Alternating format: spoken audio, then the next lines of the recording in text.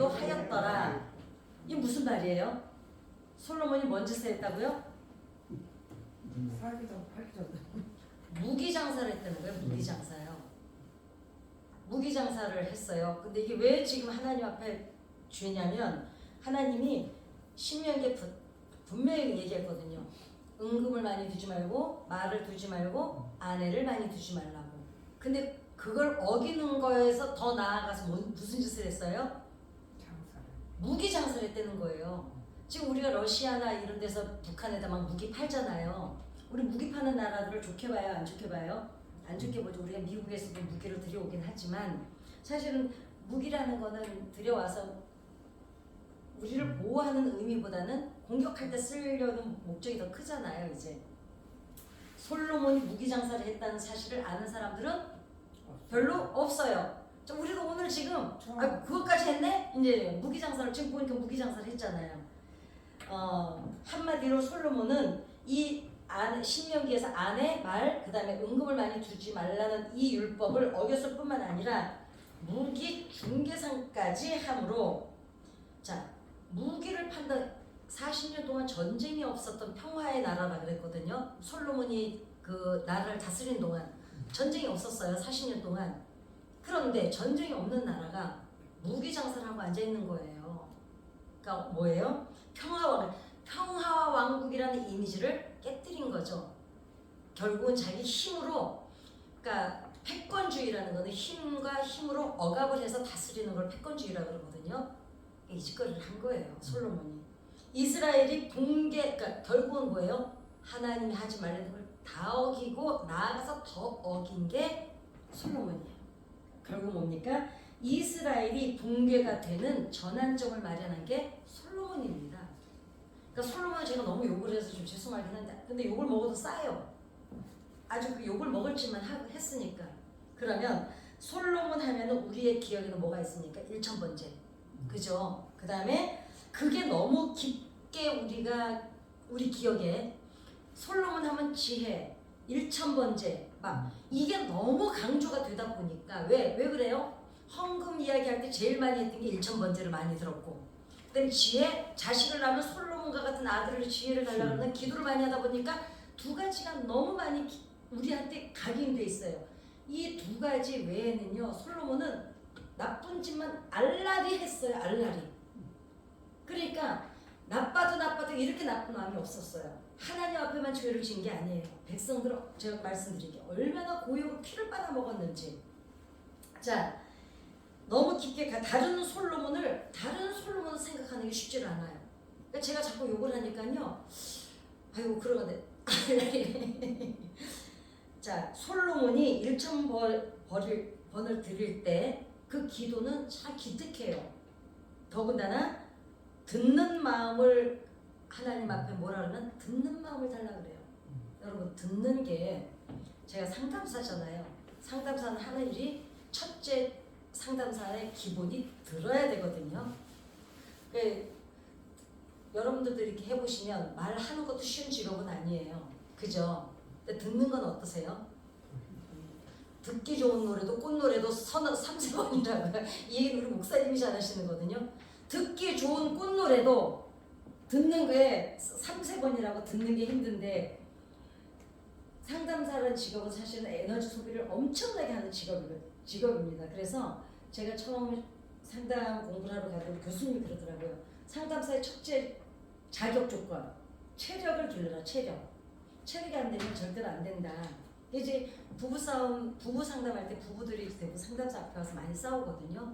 어떤 부부는 8시간을 싸워요. 8시간 동안 상담사는 가만히 다 싸우는 거 지켜보고 앉아 있습니다. 이제 어서 오세요. 네. 그래서 듣는 마음, 그러니까 듣는 마음이 쉬운 게 절대로 아닙니다. 그죠? 그런데 왜 솔로몬이 기특했냐? 자, 집에 대부분 다툼이나 이런 것들이 대부분 왜 끝이 나지를 않습니까? 상대방을 뭐라 그래요? 상대방을 들으려고 하질 않아서 싸움이 나는 거예요. 그쵸? 상대방, 그러니까 내가 기분 나쁜 행동을 상대방이 지금 했어요. 그러면은 우리는 내가 본 것만 가지고 먼저 화를 내죠. 그런데 듣는 마음은 뭐예요? 화를 안 내죠. 먼저 물어보죠. 그리고 그 사람이 했던 말을 듣죠. 듣는 마음이라는 건 듣는 걸로 끝나지 않는 게 듣는 마음이에요. 듣는다는 거는 말을 하는 걸 들으면서 이 사람의 이면까지 헤아리는 거예요. 이게 듣는 마음이에요. 그냥 말하는 걸 듣고 앉아있는 게 듣는 마음이 아니고요. 이 사람이 지금 이 말을 하는데 나는 이 사람의 그 이면에 막 상대방이 막 화를 내. 그럼 그 사람이 화를 내는 그 현상만 보는 게 아니라 저 사람이 지금 마음이 아프구나. 저 사람이 지금 힘이 들구나. 여기까지를 봐주는 걸 듣는 마음이라 그러지 그냥 말하는 걸 듣는 거를 듣는 마음이라고 안 합니다. 상담사는 상대방이 말을 할 때 그 사람이 지금 막 현상을 얘기를 해요. 오늘 무슨 일이 있었는데 막 얘기를 하면 상담사는 뭘 파악을 했냐면 그래서 지금 힘드시구나. 이거를 보는 게 상담하는 역할이거든요. 그러니까 솔로몬이 지금 구했던 거는 듣는 마음은 그냥 이런 거 있잖아요. 그래서 그랬구나. 그래. 이거는 듣는 마음이 아니에요. 그거는 그냥 건성으로. 그죠? 그런데 그 사람이 하는 말을 다 들으면서 그래서 마음이 아팠겠구나. 그래서 속이 상했구나. 그래서 그랬구나. 이것까지 들어주는 게 듣는 마음이에요. 부부싸움이 왜 납니까? 그 사람이 하는 행동에 내가 기분 나쁜 것만 초점이 맞춰져 있으니까 기분이 나쁜 거예요. 싸우는 거예요. 근데 부부싸움에 하더라도 상대방이 지금 나한테 기분 나쁜 행동을 했어요. 말을 했든지 행동을 했든지 아내가 막 떠드는 거를 남편이 듣고 또 저러네. 이러면 싸움이 더 커져. 근데 그 남편이 아내가 막 하는 말을 들으면서 우리 각시가 지금 힘이 들구나. 그죠? 그러면 어떻게 돼요?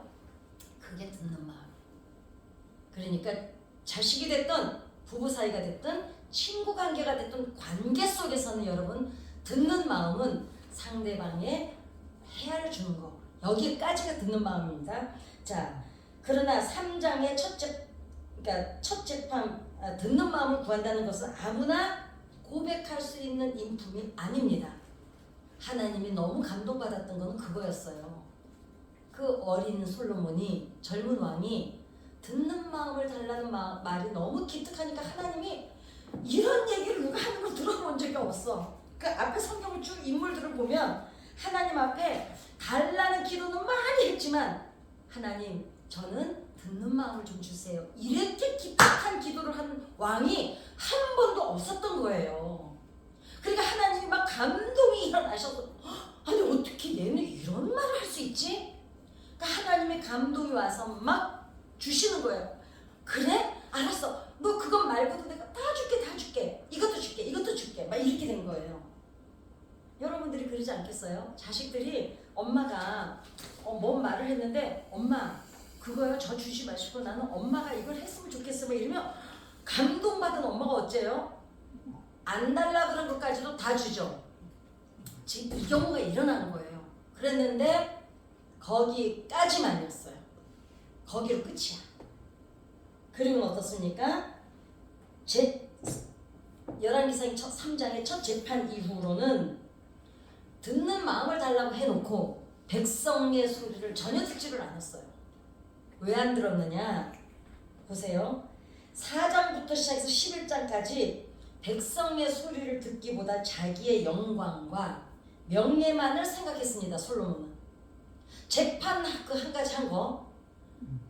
그거 하고 듣는 마음 두 가지 외에는요. 솔로몬은 그 뒤부터는 알랄이 못된 짓만 하기를 시작합니다.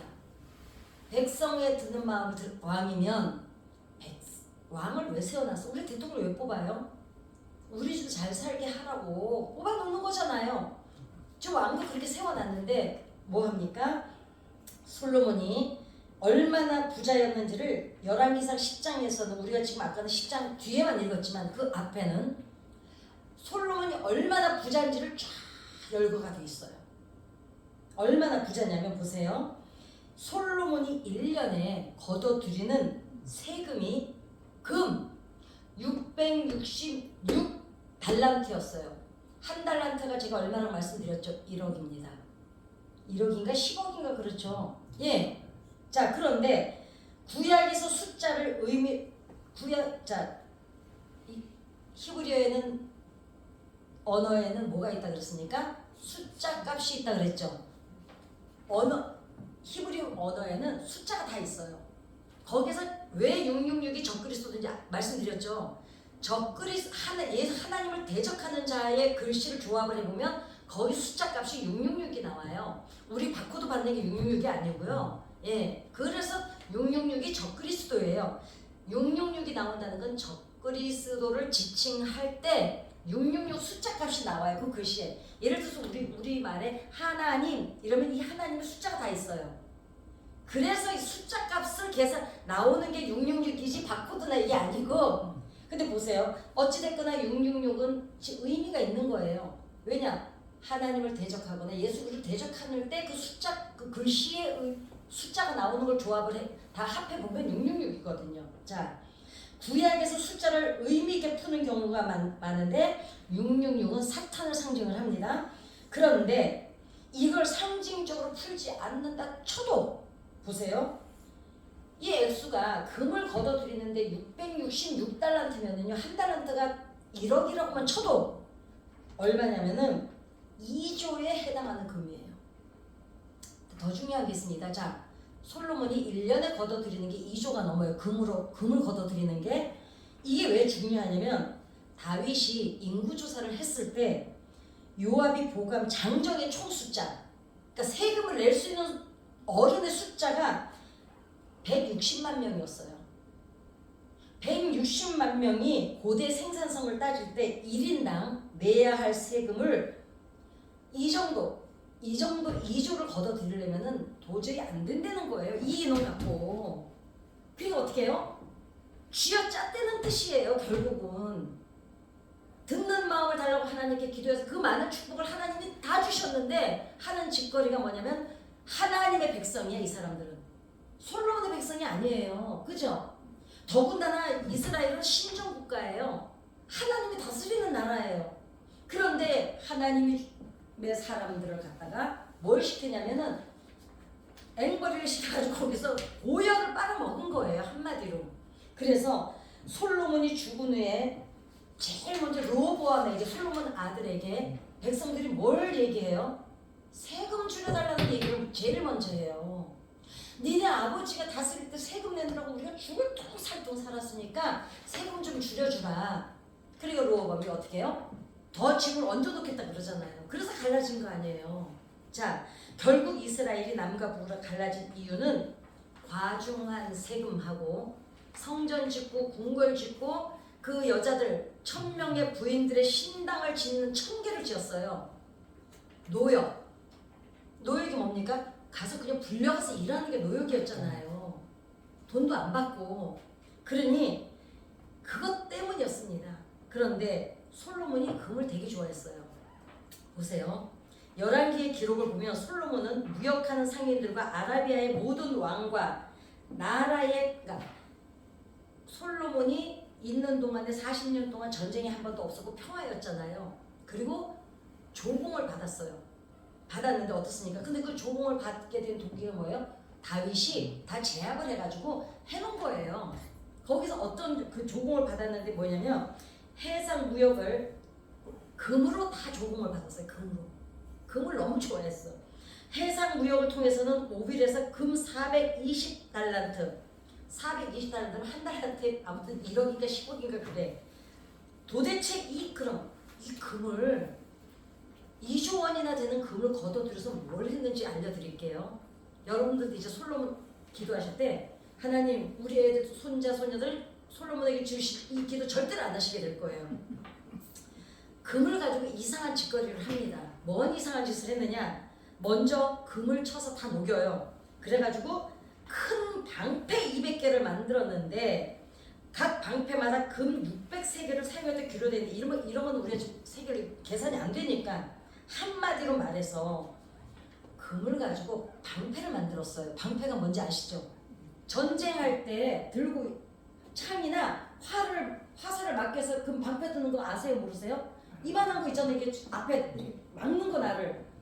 자, 40년 동안 전쟁이 있었다고요? 없었다고요? 미친놈이에요. 40년 동안 전쟁이 없는데 그것도 금으로 금방패를 만들어요. 자, 잘 들어보세요. 그런데 한마디로 이상한 것은 방패라는 거는 용도가 전쟁용이에요. 이렇게 그리고 전쟁을 해요. 화살로 그러고 탁 맞고 칼 그러고 탁 막는 게 방패야. 근데 금을 갖고는 방패를 만들면 안 돼요. 왜 그러겠어요? 연하잖아요. 금은 깨물면 깨물어지잖아요. 그죠? 금 깨물어 보셨어요? 깨물면 이빨 들어갑니다. 자, 그런데 한마디로 연한 금속인 금은 방패로 안 써요. 뭘로 써야 돼요? 강초로 쓰죠. 그래야 칼도 맞고 저기 뭐지 화살도 막지. 금방패 갖고는 안 되는데. 그리고 또 전쟁이 없었잖아요. 근데 금방패를 못 하려고 만드냐고. 자, 또 보세요. 그럼 왜 만들었냐? 전쟁용이 아니에요. 과시하네. 자랑질. 니네가 세금 낸 걸로 나 이거 만들었어. 여러분, 그 외제차 타는 사람들이 이렇게 차를 이렇게 탄대요. 그렇게 김창욱 씨가 얘기하는데 차에서 내리면 키를 막 돌리면서 막 이러고 걷는다는 거야. 나 외제차 탔다고.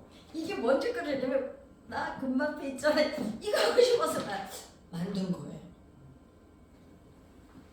욕밖에 안 납니다. 자, 솔로몬이 집권했던 40년 동안은 전쟁도 없었는데 쓸데없는 그것도 필요 없는 금방패를 만들었습니다.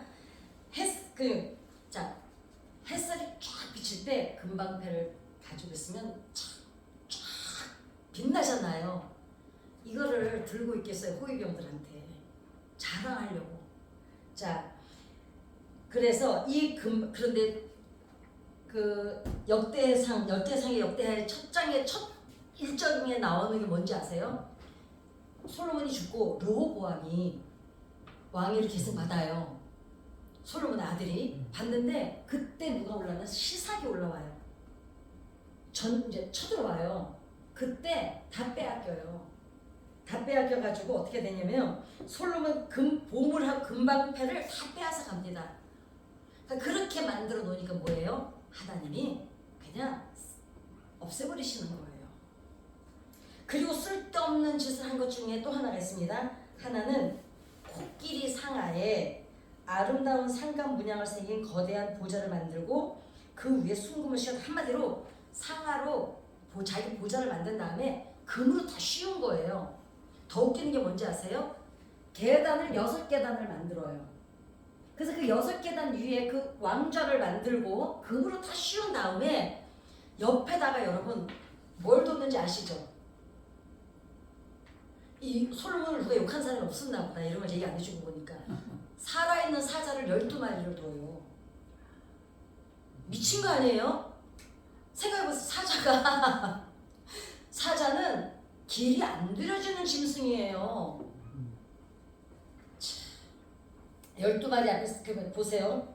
자기의 위용을 자랑하려고 6층 계단 양옆에 사자 12마리를 두었다고 기록이 되어 있습니다. 그러니까 누가 솔로몬을 만나러 오면 그 사자 때문에 무서워서 말을 못하는 거예요. 아니 한 마리만 있어도 아니 우리 같으면 이제 큰 그 사냥개 한 마리면서 얼마나 무섭겠어요.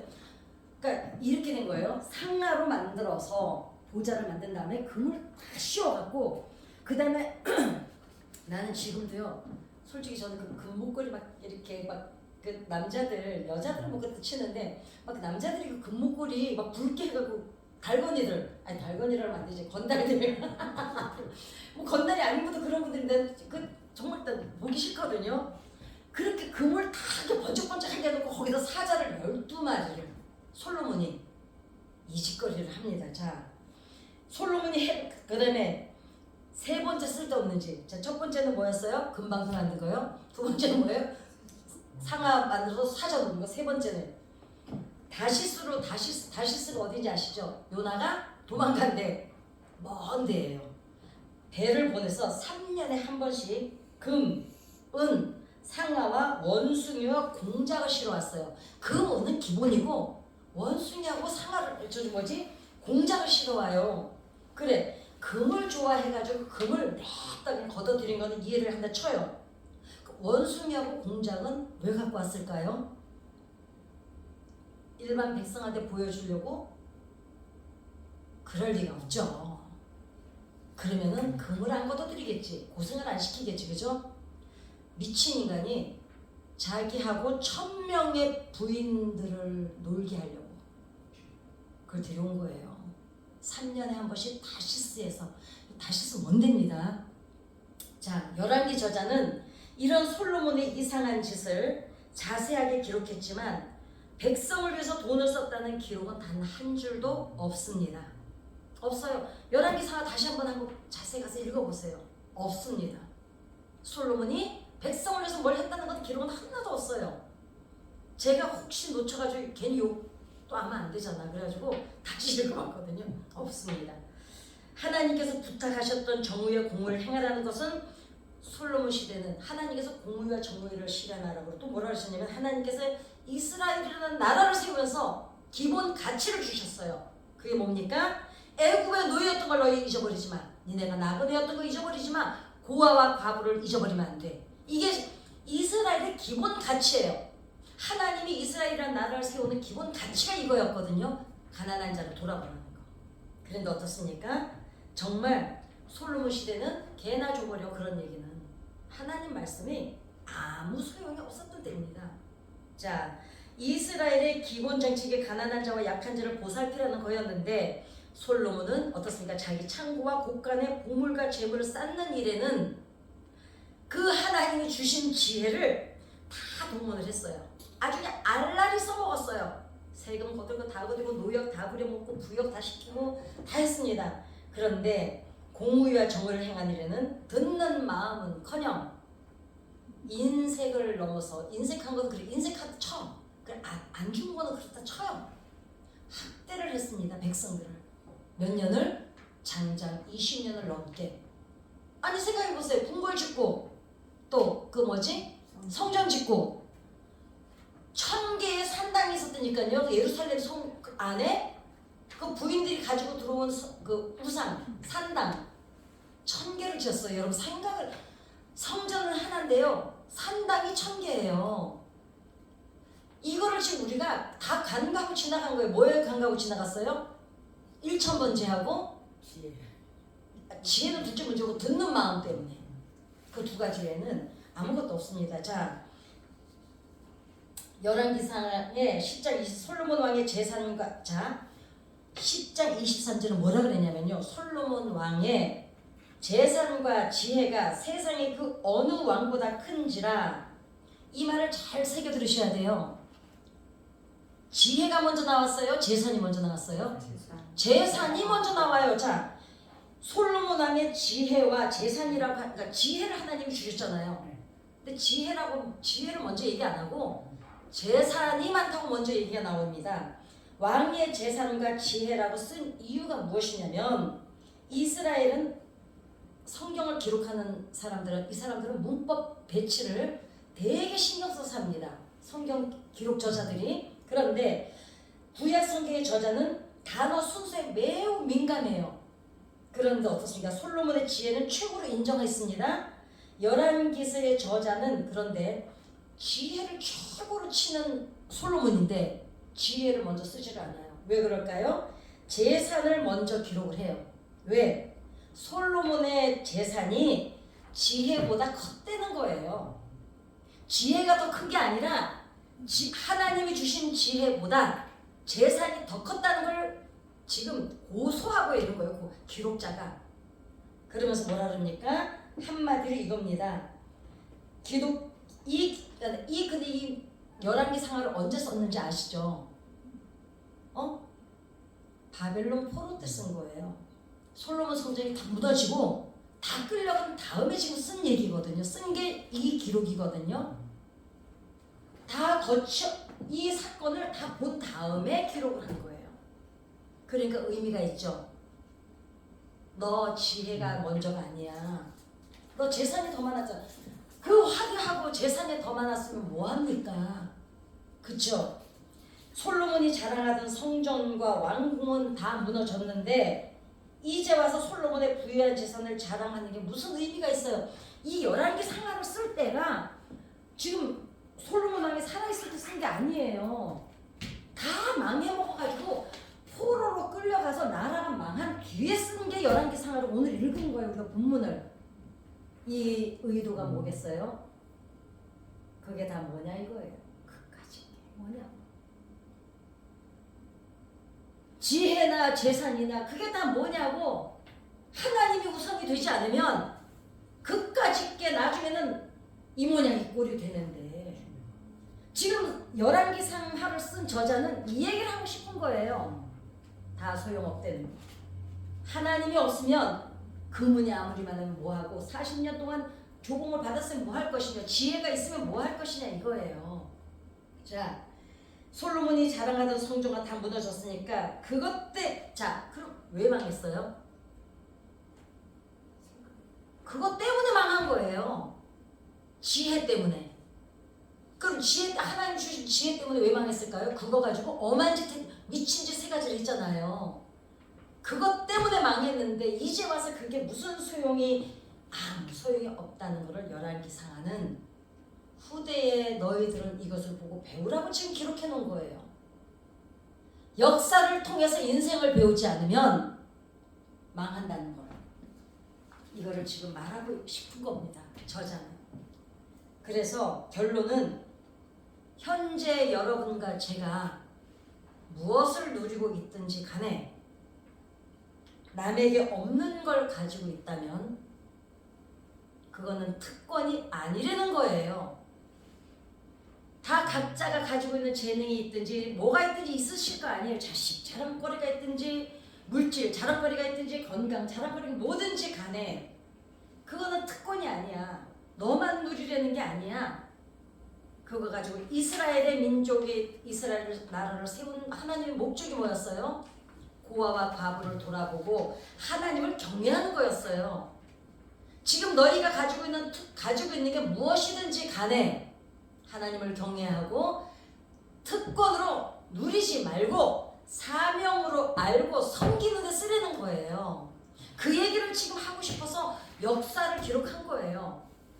어리석은 사람은 피눈물을 통해서 인생을 배우고 지혜로운 사람은 역사를 통해서 인생을 배운다는 겁니다. 그래서 제가 항상 드리는 말씀이 아무리 설교를 백날 듣고 성경을 뭐 몇십 번을 읽으면 뭐합니까? 마음과 생각과 말이 일치하지 않으면 귀신처럼 구천을 떠돌고 다니는 거예요. 발을 못 붙이고 믿음의 정체성이 없는 거예요. 그렇죠? 그러니까 어떻게 해요? 늘 인생이 피눈물이야. 맨날 울고 맨날 아파. 맨날 고통이야. 왜? 역사를 통해서 이렇게 아무리 이러냐 저래라 하라 하지 마라 얘기를 해도 들을 때만 그렇다네. 그럼 끝이야. 근데 지혜로운 사람은 역사를 통해서 인생을 배운다는 거예요. 왜? 하나님이 뭘 말씀하시는지 오늘 하나님이 도대체 저 얘기를 통해서 내가 무엇을 깨닫기를 원하시고 내가 무엇을 교훈으로 삼고 내가 어떻게 살기를 원하시나를 고민하는 게 아니라 그러는 거래네. 솔로몬이 그랬대. 그리고 끝나면은 인생은 피눈물을 통해서 배워야 되는 거예요. 그러나 지혜로운 사람은 하나님이 오늘 저 말씀을 그럼 내가 찾아보는 거죠. 나는 무엇을 주신 게 있을까? 나눌 수 있는 게. 이게 역사를 지혜로운 사람은 역사를 통해서 인생을 배우고 어리석은 사람은 피눈물을 통해서 인생을 배운다는 거예요. 그러니까 두 가지 선택이 있습니다. 지혜로울 것인가 어리석을 것인가. 이게 오늘 솔로몬이 살아온 인생의 행적을 통해서 우리에게 던져준 숙제인 줄 알고